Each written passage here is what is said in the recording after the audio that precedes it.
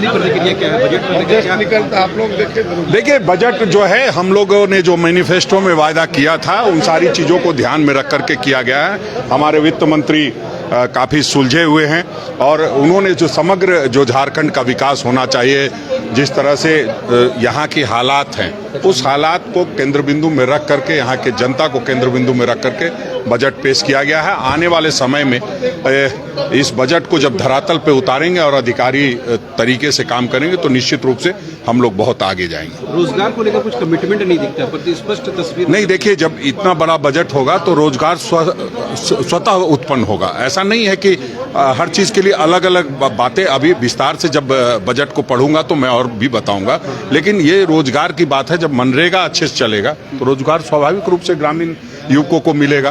तो और आपने देखा है कि किस तरह से कोरोना काल में हम लोगों ने जो लोग पैदल चल करके आए थे उनको भी रोजगार देने का काम किया। हाँ, रोजगार एक ऐसा विषय है जो केंद्र से लेकर के राज्य सरकार तक चलती है, क्योंकि जब केंद्र सरकार पूरी तरह उसकी अर्थव्यवस्था फेल होगी तो निश्चित रूप से राज्य पर भी उसका प्रभाव पड़ता है, चाहे जीएसटी के पैसे लेने की बात हो, चाहे रॉयल्टी बकाया होने की बात हो। जब वो सारी चीज़ें नहीं मिलती है तो निश्चित रूप से बजट जो है धरातल पर ठीक से नहीं उतर पाता है।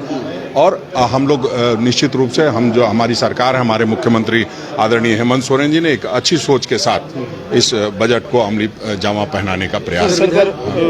रोजगार के कारण बच्चा बेरोजगार था, कल वो सुसाइड कर लिया, वेंडर हट गया, मुरादाबादी में। नहीं, देखिए एक घटना है।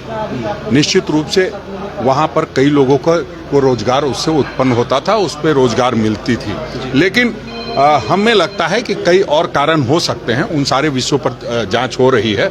अगर ऐसी बात है तो निश्चित रूप से अगर सिर्फ रोजगार के कारण ये घटना घटी है तो ये बहुत दुखद है। हम उस पर पूरी गंभीरता के साथ चर्चा करें। विधानसभा परिसर में रोजगार की बात करें, मैं रोजगार की मांग को लेकर पंचायत सचिव के अभ्यर्थियों पर पुलिस ने बल प्रयोग किया है और कई लोग जख्मी हो गए हैं, कई लोगों को हॉस्पिटलाइज किया गया है। देखिए, लगातार जिस तरह से पंचायत सचिव मांग कर रहे थे, हमने उनकी भावनाओं को राज्य सरकार तक पहुंचाने का भी काम किया था।